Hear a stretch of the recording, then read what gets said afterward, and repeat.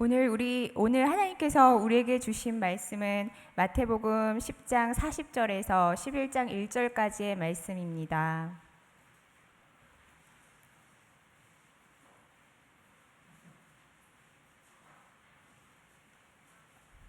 이제 봉독합니다. 너희를 영접하는 자는 나를 영접하는 것이요 나를 영접하는 자는 나를 보내신 이를 영접하는 것이니라. 선지자의 이름으로 선지자를 영접하는 자는 선지자의 상을 받을 것이요 의인의 이름으로 의인을 영접하는 자는 의인의 상을 받을 것이요 또 누구든지 제자의 이름으로 이 작은 자 중 하나에게 냉수 한 그릇이라도 주는 자는 내가 진실로 너희에게 이르노니 그 사람이 결탄코 상을 잃지 아니하리라 하시니라. 예수께서 12 제자에게 명하기를 마치시고 이에 그들의 여러 동네에서 가르치시며 전도하시려고 거기를 떠나가시니라. 하나님의 말씀을 경청하십시오. 하나님께서 이 말씀을 통해 우리에게 은혜 주시기를 원합니다.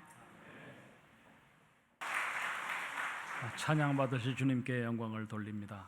함께 기도하겠습니다. 사랑의 하나님, 작은 사람이 주의 말씀을 들고 이 자리에 나누고자 섰습니다.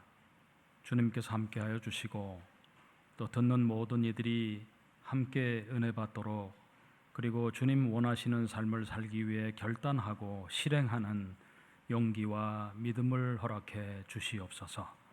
주 예수 그리스도의 이름으로 기도드리옵나이다. 아멘. 항상 설교할 때마다 제일 잘 못하는 것 중에 하나가, 설교도 그렇지만 제목을 잡는 거예요. 제목을 잠정적으로 잡아놓은 거를 우리 정 목사님한테 주고는 바꾸질 못했습니다. 그런데 그냥 이 제목으로 갈까 합니다. 오늘의 본문은 예수님께서 12 제자를 부르시고 10장 1절부터 지금 읽은 11장 1절까지 제자들을 파송하면서 하셨던 말씀의 마지막 부분입니다. 예수님은 먼저 자신이 그렇게 하셨듯이 제자들에게 귀신을 내쫓는 그런 힘과 모든 병, 모든 약한 것을 고치는 권능을 주셨습니다. 12 제자를 훈련하시고 가르치시고 권능을 주시고 파송하시는데, 그리고는 주님은 주님대로, 제자들은 제자들대로 흩어져서 복음을 전하기 위해 이곳저곳을 다니게 됩니다. 제자들이 해야 할 일들을 가르쳐 주십니다. 예수님 당시의 제자들은 그리스도인이라는 호칭을 듣질 못했습니다. 그리스도인이라는 말도 그렇게 썩 좋은 말은 아니에요. 그런데 예수라는 자를 따르는 제자들의 무리, 제자들이라는 말을 더 좋아하죠. 예수님 분부대로 살아가는 삶을 사는 이들을 가리켜서 제자라고 그랬습니다. 그보다 훨씬 뒤에, 아마 한 몇십 년 뒤에 안디옥으로부터 이제 그리스도라 이름한 예수를 따르는 무리들 해서 이제 그리스도인이라는 이름을 얻게 되죠. 제자들은 하나님 나라, 그리고 예수님의 분부하신 말씀을 따라 살아가는 삶을 사는 사람들이었습니다. 하나님 나라에 대한 말씀을 전하고 주로 로기원이라고 불리웠던 예수님의 말씀집, 어록을 그저 마음속에 외웠어요. 인쇄도 없고 글 적는 것도 마땅치 않게 다 그냥 들어서 머릿속으로 외웠어요. 이북 분들은 따로 했다 그러더라고요. 따로 했다고. 그 사투리 좀 아세요? 따로 했다. 외웠다는 거예요. 마음속에 간직했다는 거예요. 그리고는 아주 단순하고 간단한 삶의 방식으로 예수님은 제자들을 기르시고 그들을 통해서 이 세상을 바꾸어가는 일을 하도록 동참시키셨습니다. 10장에 있는 말씀을 간략히 요약하면, 제자들이 가야 할 곳은 이스라엘 집의 잃어버린 양들에게 가라 그랬어요. 그리고는 천국이 가까웠다고 선포하라 그랬습니다. 주님이 주신 권능을, 그것이 귀신을 쫓아내든지 병든 자를 치료하든지 약한 자들을 세워주는 일이든지 그것을 이루라고 하셨습니다. 그리고는 성이나 마을에 들어가서 그들을 합당하게 여겨서 받아들이면 그곳에 머물라 그랬어요. 그 며칠 머물다가 떠나라 그랬어요. 머물기를 원했지만 원치 않는 자들, 그들을 영접하지 않는 자들에게는 어떻게 하라고요? 아이고, 내가 권능이 약해서, 내가 힘이 없어서라고 자책하지 말고 발에 먼지를 떨어버리는 거예요. 오늘도 마찬가지예요. 우리를 영접하는 자들에게는 가서 말씀을 나누고 제자의 삶을 가르치고, 그리고 자기가 할 수 있는 일로 그들을 섬기고 봉사하고, 만약에 영접하지 않으면 발에 먼지를 떨어버리는 거예요. 아마 이 말씀, 오늘 읽은 본문 말씀을 다시 한번 읽어보면, 너희를 영접하는 자는 나를 영접하는 것이요 나를 영접하는 자는 나 보내신 이를 영접하는 것이다. 가는 곳마다 영접도 받겠지만 아마도 훨씬 더 많은 숫자의 사람들로부터 배척을 당하고 감금을 당하고 매질을 당하고 죽음의 위협을 당할 것이라는 것을 예수님은 먼저 아셨을 것입니다. 그래서 이 영접이라는 말을 우리 마음속에 두고 생각하시면 좋겠습니다. 영접이라는 말 대단한 말 아니잖아요. 쉬운 말이죠. 받아들인다는 것이죠. 그리고 환영한다는 것입니다. 영어 성경에서 실제로 welcome이라는 말을 쓰고요. 어떤 곳에서는 receive, 받아들인다, 수용한다, 접수한다 이렇게 받아들이고 있어요. 영접한다는 것은 정당한 권한, 권세를 위임받은 사람, 메시지를 들고 간 사람, 메신저를 그 메시지를 전해준 사람과 똑같은 권위로, 똑같은 자격으로 받아들이는 것을 의미하는 거예요. 그러니까 어떻게 보내면서 나와 똑같은 권세로 너희들을 보내니까 너희들을 영접하고 너희들의 말을 받아들이는 사람은 나를 영접한 것이고 나를 이 땅에 보내신 하나님을 영접한 것이다. 이렇게 선포한 거예요. 바울 사도도 갈라디아 교회에 보낸 편지 4장 14절에 보면 이런 말씀을 주고 있습니다. 너희를 시험하는 것이 내 육체에 있으되 이것을 너희들이 업신여기지도 않고 버리지도 않고 오직 나를 하나님의 천사와 같이 또는 그리스도 예수와 같이 영접하였다. 이렇게 쓰고 있습니다. 바울 사도를 영접하기를 예수님을 영접하듯이 하나님 나라의 천사를 영접하듯이 받아들였다고 그렇게 평가합니다. 곧 영접한다는 말은 받아들이고 환영하고 환대한다는 다양한 뜻을 갖고 있는데 그에 대한 해석은 두 가지로 하고 있어요. 주석가들의 해석에 의하면 첫 번째는 전도자가 전달한 말씀, 그래서 메시지를 받아들인다는 거예요. 그 메시지는 뭡니까? 천국이 가까웠다. 오늘날 우리의 표현으로 얘기하면 가스펠, 복음이에요. 복음, 하나님의 말씀, 하나님의 기쁜 소식. 두 번째는 전도자들을 대접한다는 거예요. 말씀을 전하는 사람을 그저 굶기거나 홀대하지 않았다는 것입니다. 그냥 지나가는 나그네도 대접하는 유대의 좋은 전통이 있는데 하나님의 나라를, 복음을 전하는 사람을 대접하지 않고 홀대할 수 있겠습니까? 이것을 확대하면 주님은 12제자를 살피시고 그들을 영접하는 자를 살피십니다. 이것이 확대되어 하나님 나라의 전도자, 설교자, 선교사들을 살피십니다. 그리고 더 나아가 모든 세대, 수천 년의 역사를 거쳐서 온 교회와 목회자들과 교회를 위해서 수고하는 모든 하나님의 일꾼들을 살피셨다는 것을 증거하는 거예요. 주님은 어떤 분이십니까? 하나님과 인류의 중보자, 교량 역할을 하는 분이죠.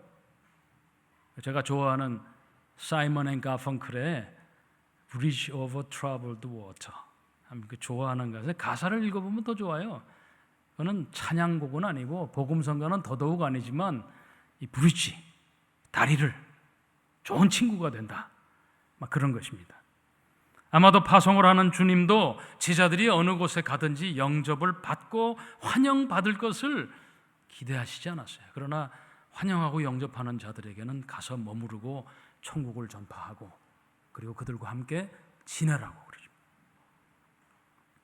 제자들이 당할 고충을 생각해서인지 10장 1절부터 우리가 읽지는 않았지만 29절에 보면 이런 말씀이 있어요. 참새 2마리가 한 아사리온에 팔리지 않느냐, 그러나 너희 아버지께서 허락하시지 않으면 그 하나도 땅에 떨어지지 않을 것이다.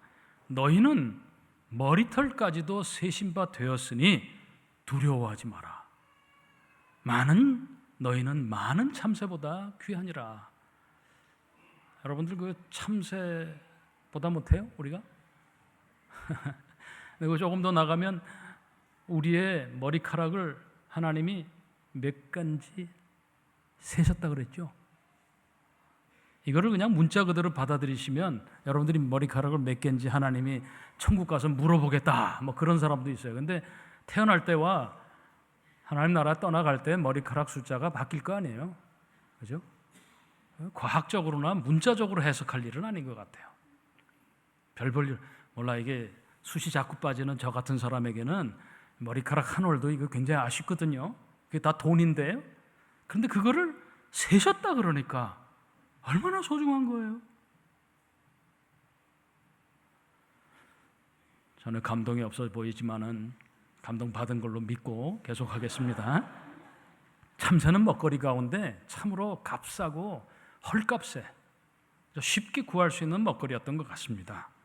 보잘것없는 참새 운명도 관여하시는 분이 하나님 나라의 복음을 전파하기 위해서 길 떠나는 제자들을 무심하게 내버려 두겠느냐?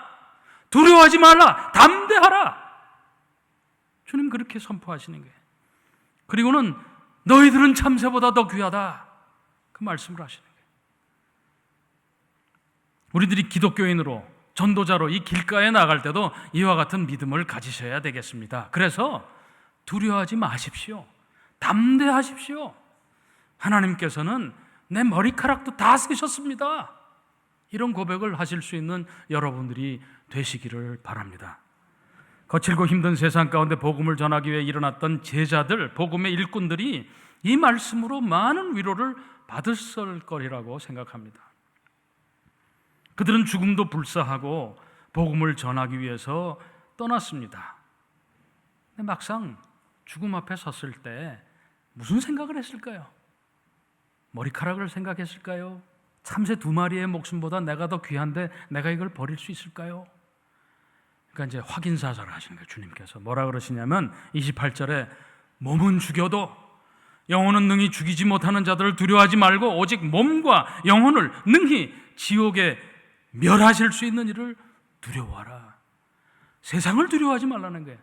박해자와 핍박자를 두려워하지 말고 낯선 이들을 두려워하지 말고 오직 하나님을 두려워하라.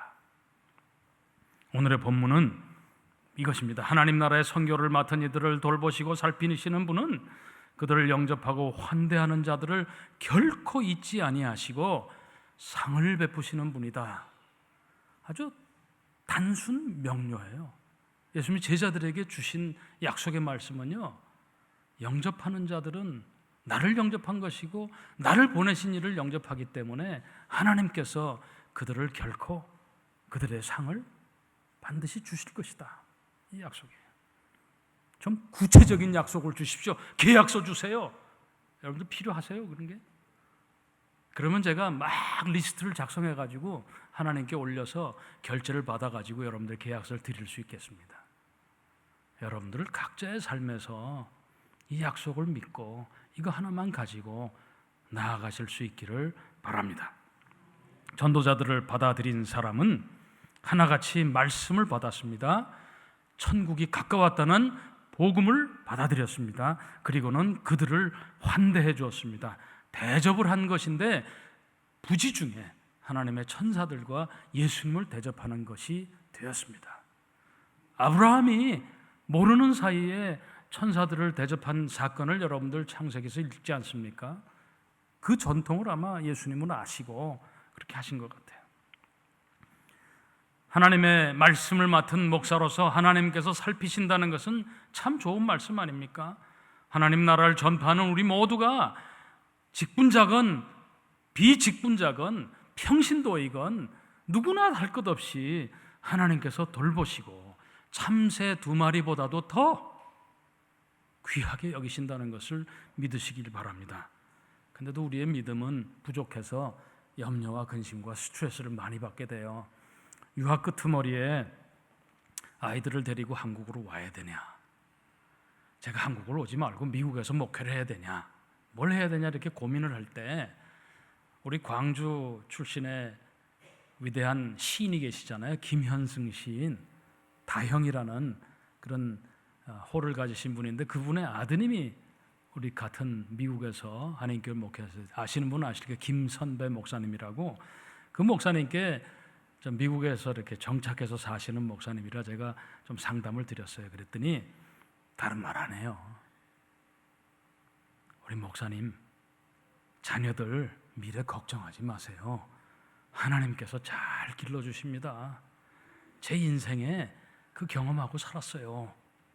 그래서 가족들을 좀 이렇게 신경 쓰지 말고 살라는 뜻으로 한 얘기는 아니라고 믿었습니다. 그리고는 마음을 편안하게 예사말로 듣지 않고 하나님 주신 말로 들었어요. 우리가 믿음으로 살아가는데 너무 많은 것들을 염려하고 스트레스 받고 생사의 갈림길도 아닌데 너무 많이 타협하고 살아가게 되는 것 같습니다. 두려움 때문에, 용기가 없어서, 믿음이 부족해서 타협해버리는 거예요. 삶의 일상이 복잡하고 힘든 건 사실이지만 우리들이 이 세상 살아가는 동안에 너무 많이 걱정할 필요가 없어요. 그래서 그날 하루의 걱정은 그날로 족하다고 하신 주님의 말씀을 기억하시길 바랍니다. 오직 믿음으로, 오직 말씀의 가르침으로 하나님 나라 전파하는 일에 마음의 중심을 두고 살아간다면 하나님 나라를 대리하는 종들로 여러분들을 생각하시는 주님께서 여러분들의 모든 것들을 돌보십니다. 너희는 먼저 그의 나라와 그의 의를 구하라. 그리하면 이 모든 것을 너희에게 어떻게 하신다고요? 주시겠다고요. 더 하시겠다고요. 41절에 선지자의 이름으로 선지자를 영접하는 자는 선지자의 상을 받을 것이요 의인의 이름으로 의인을 영접하는 자는 의인의 상을 받을 것이다. 선지자가 나오고 의인이 나오는데 주석가들은 이것이 예수님을 가리킨다. 주님께서 자기 얘기를 그렇게 하셨을까요? 구약의 선지자들과 의인들이 그렇게 행복하게 살지는 않았습니다. 아마 이 보잘것없는 예수님의 제자들을 의인과 선지자의 반열에 두는 하나의 선포라고 할 수도 있겠어요. 그런데 그들은 유리방황했습니다. 제대로 걸치고 먹고 편안하게 안식을 누리고 사는 사람들이 아니었어요. 그런데도 그들은 영접하여 대접해주는 사람들의 손길에 의지하고 지나가다가 그들에게 머물다가 또 때가 되면 떠나고 이런 삶을 살았던 것입니다. 그런데 거기에는 하나님의 보상이 반드시 주어진다는 약속을 주님께서 하고 계십니다. 그리고는 오늘 급기야 제가 제목을 정하게 된 42절의 말씀입니다. 누구든지 제자의 이름으로 이 작은 자 중 하나에게 냉수 한 그릇이라도 주는 자는 내가 진실로 너에게 이르노니 그 사람이 결탄코 상을 잃지 아니하리라.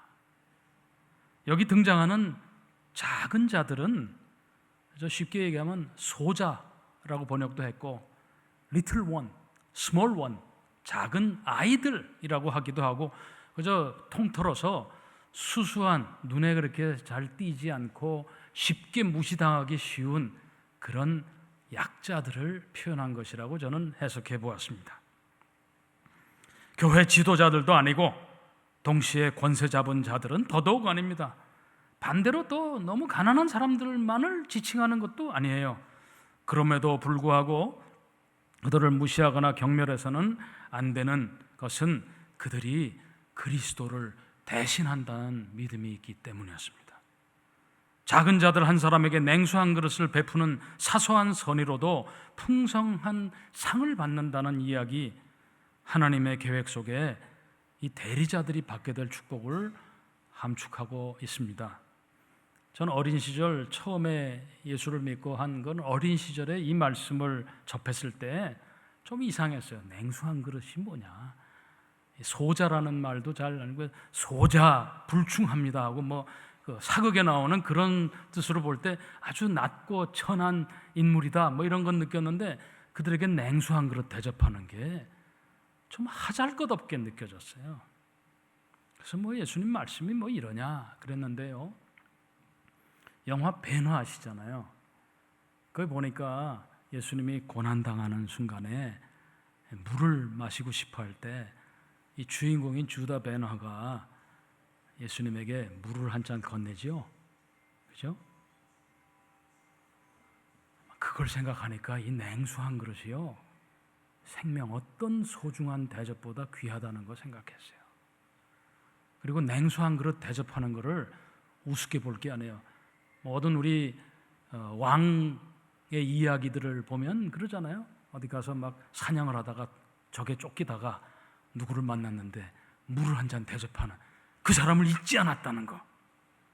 이건 우리 동양의, 우리 한국의 설화나 옛날 이야기에만 등장하는 것이 아니라 그 당시에도 있었던 것 같아요. 그걸 생각하면 냉수 한 그릇을 대접하는 것도 쉬운 일이 아니다라는 거예요. 그렇지 않습니까? 박해당하고 죽게 되는 사형수에게 물을 권하는 것도 자기 목숨을 걸어야 되는 것이라고 볼 수도 있다는 것을 생각할 수 있어야 되겠습니다.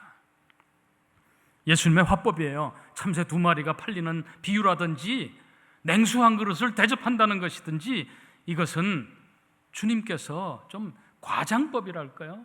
확실한 인상을 우리에게 남기기 위한 주님의 말씀이에요. 화법이에요. 표현 방식입니다. 천국에서는 작은 자도 결코 무시당하지 않는다는 것, 힘없는 사람들도 하나님이 기억하신다는 거예요. 문제는 냉수 한 그릇이라도 대접하려는 그런 환대의 정신을 가졌느냐 못 가졌느냐, 그 차이지요. 저는 방향을 전환해 보려고 합니다. 방향이 전도자를 대접하는 사람들이 하나님이 잊지 않는다는 보상의 원칙이라기보다, 이제는 우리들이 이제 전도자가 되어서 다른 사람들이 우리를 영접하거나 환대하는 사람들에게 우리도 똑같이 대접하는 그런 태도를 가지자는 것입니다. 오늘날 기독교회가 사회로부터 불신을 받고 있어요. 욕도 들어요. 비난도, 아주 나쁜 욕을 듣고 있습니다. 많은 이들이 기독교를 믿어버렸기 때문에요. 교회에 소속했기 때문에요. 교회에 믿는 자가 되고 세례받는 것도 마치 무슨 권세인 양 스펙처럼 평가되고 있습니다. 어느 교회를 다니느냐가 굉장히 중요한 것 같아요. 지도자가 되기 위해서 그것도 하나의 훈장이요, 평가 보고서가 되는 거예요. 언제부터 그랬습니까? 예수 믿는 사람들이 세상으로부터 대접받고 존경받고 권세를 누리는 것이 언제부터였습니까? 복음의 시작을 다시 돌아가 보면 예수님이 제자들에게 했던 것은 아주 미미하고 사소한 것을 하게 했던 거예요. 대단한 전략으로 세상을 바꾸는 교회를 만들어낸 것도 아니었어요. 하나님의 나라가 가까웠다. 그리고 너희들을 영접하면 거기 머물고, 영접하지 않은 발에 먼지를 떨어버리라. 그리고는 다른 곳을 찾아가는 거예요. 순례자의 길이라는 복음성가의 가사가 되듯이 피곤하고 힘든 여정일지라도 그게 우리의 삶이에요. 지극히 오지에 가서 선교하는 선교사들만의 길이 아니다라는 거예요. 우리가 언제부터 복음 때문에 다른 사람들로부터 대접을 받았습니까? 권세와 영광을 누립니까? 그런 면에서 전도의 방식을 좀 바꿔야 될 것 같아요. 어떤 사람은 굉장히 강권하는 전도 방식을 해서 아주 공격적이고 조직적이고, 그래서 남의 마음을 헐뜯고 상하게 하는 침범적인 수단을 사용하기도 합니다. 어떤 면에서는 너무 천박해요. 눈살을 찌푸리게 해요. 전도한다는 분이 혈기를 부리기도 합니다. 뭐가 잘못됐습니까? 이 시대에 그래도 전도하려는 노력을 하는 분들을 제가 잘못됐다고 비난하는 것이 참 마음이 불편하지만, 하나님의 나라와 복음의 대리자라는 의식을 가지고 아담하고 온유한 태도로 환대의 정신을 가지고 가야 되지 않겠습니까? 영어로 환대는 hospitality, hospital, 병원하고 좀 관련된 얘기예요. 병든 자와 약한 자들, 귀신 들린 자들을 치료해 주는 곳이에요. 구호소예요. 예수님이 하셨던 전통을 따라서 생겨난 하스피탈이에요. 독일어의 환대의 의미는 더 좋습니다. 제가 언젠가도 나원을 소개하면서 얘기했지만, 가스트 프로인데 샤프트라고 하는 말은 게스트를 프렌들로 만드는 정신, 손님을 친구로 만드는 정신, 이게 환대라는 거예요.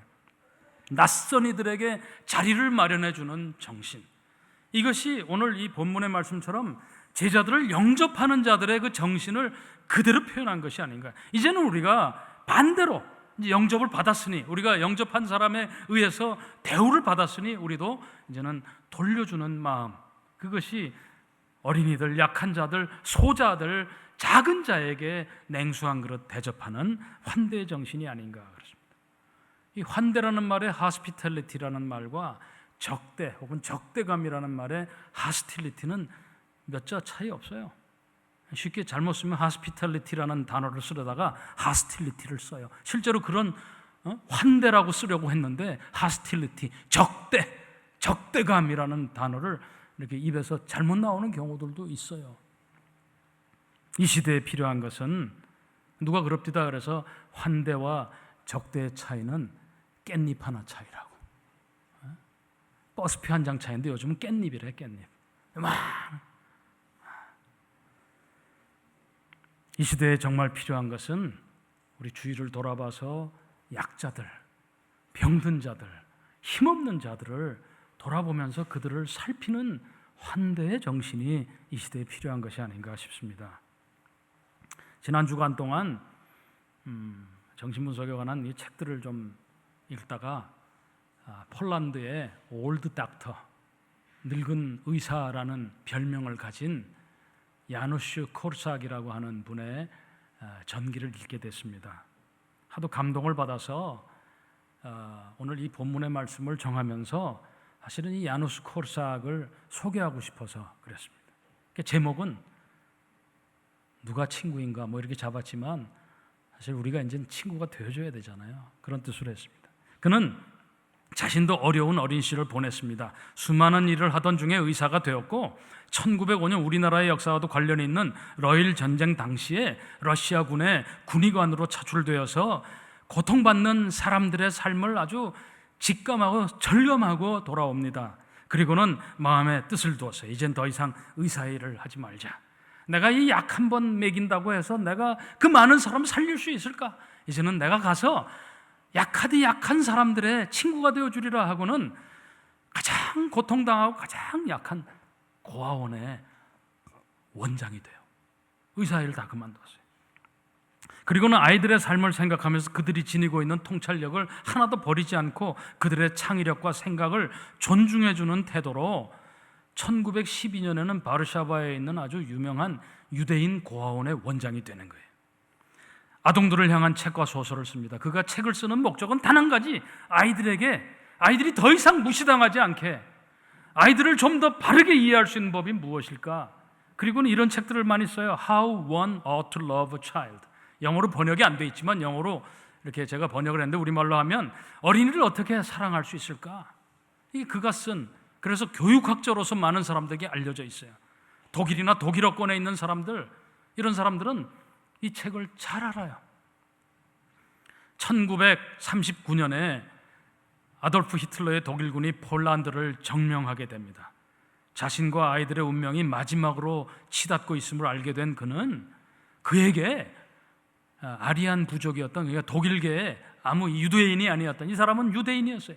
그러니까 이름을 바꿔가지고 야누슈 코르삭이라는 폴란드 이름을 가지고 살았는데 자기 신분을 숨길 수가 없는 거예요. 귀신같이 찾아내서 잡아 죽일 게 뻔한 것이죠. 그의 친구 이고너른 네벨리라고 하는 사람이 위조 문서를 만들 테니까 이 자리를 피하십시오. 거절했습니다. 나만 바라보고 나만 의지하고 있는 저 아이들을 버리고 내가 갈 수 없다. 아이들과 함께 하겠습니다. 그리고는 며칠 후에 들이닥친 SS 요원들에 의해서 트래블링카로 가는 기차로, 가스실로 가는, 수용소로 가는 기차에 아이들과 함께 몸을 싣게 됩니다. 제가 아무리 얘기해도 백문이 불여일견이라고 영상을 한번 보면서 잠깐 한 3분짜리 영상인데요. 한번 보겠습니다.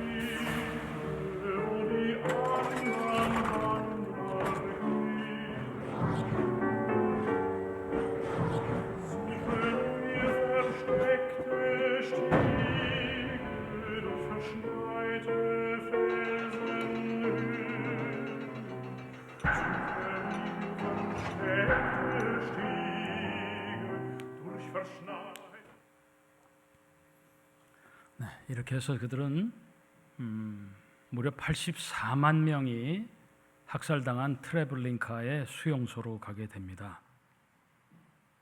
마지막 순간에도 자기의 목숨을 구할 수 있는 순간이 있었는데 SS 요원들에게 떨어진 명령은 원장은 체포하지 말라는 거예요. 너무 유명한 소설가요, 교육자고 의사였기 때문에.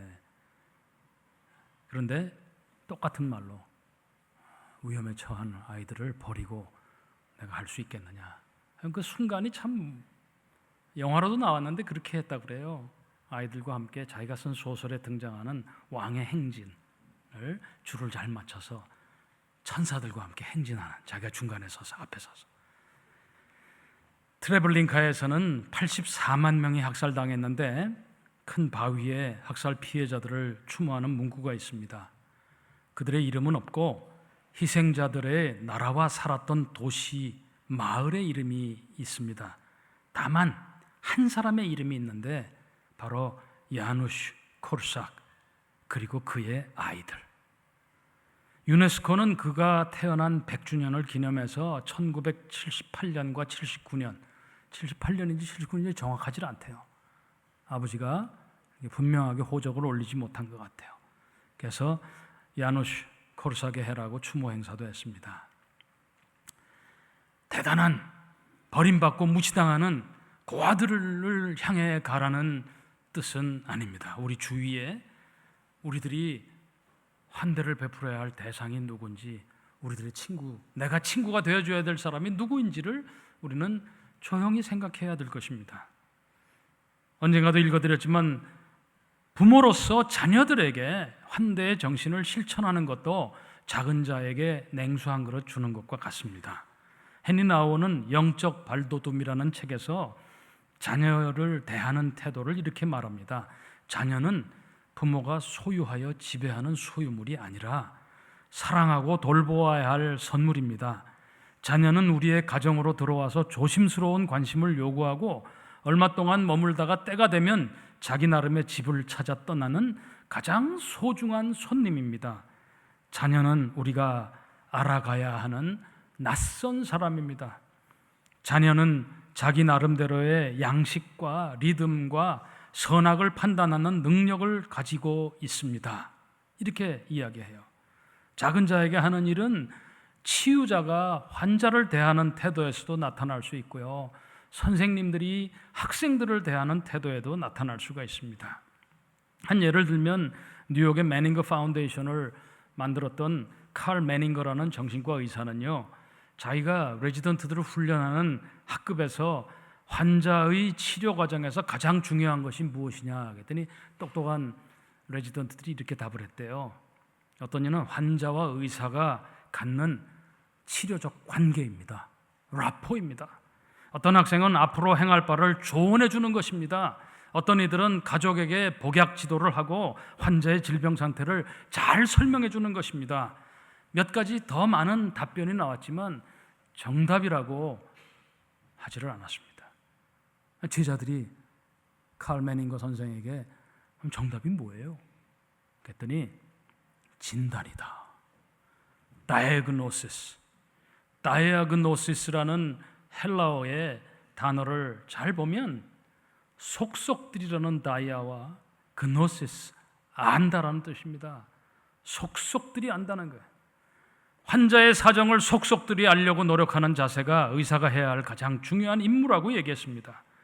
그 사람의 현재의 삶에 증상이건 병이건 가족 상태건 아니면 분열증 환자이건 뭐건 간에 그의 삶을 모양짓고 형성하고 오랫동안 그들과 함께했던 아픔과 즐거움, 기쁨과 슬픔, 성공과 좌절을 알려는 노력이라고 했습니다. 그들 역시 치유자의 소유물이 아니기 때문입니다. 잠깐 머물렀다가 자리를 떠나는 소중한 손님입니다.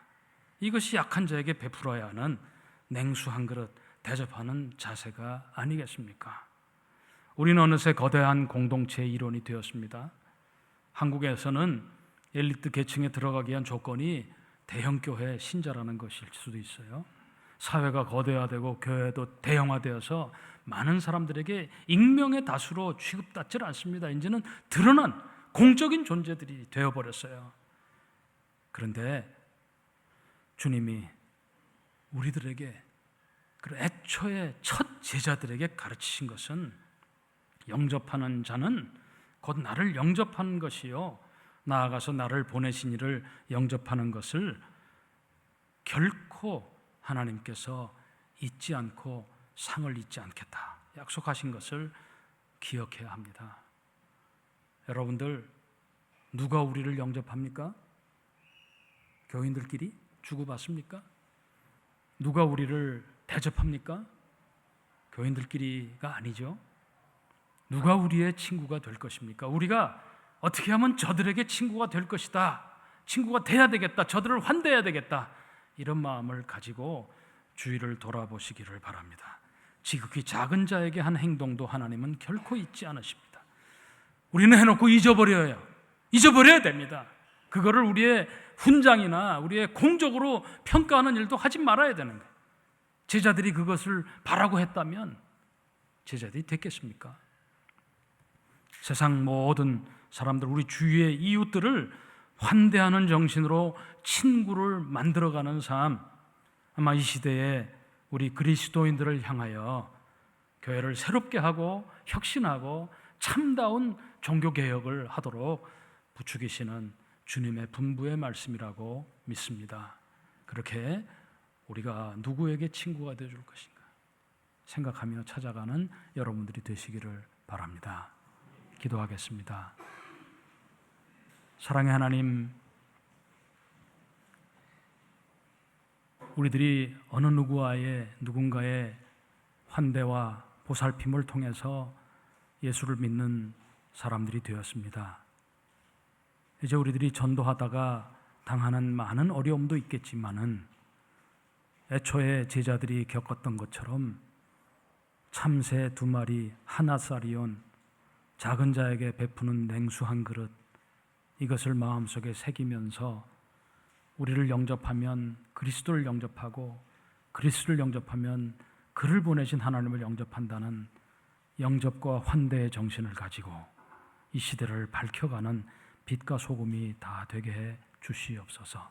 우리의 연약한 믿음을 도와주시고 이 일을 하나라도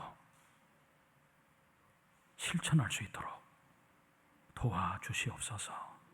예수님의 이름으로 기도드리옵나이다.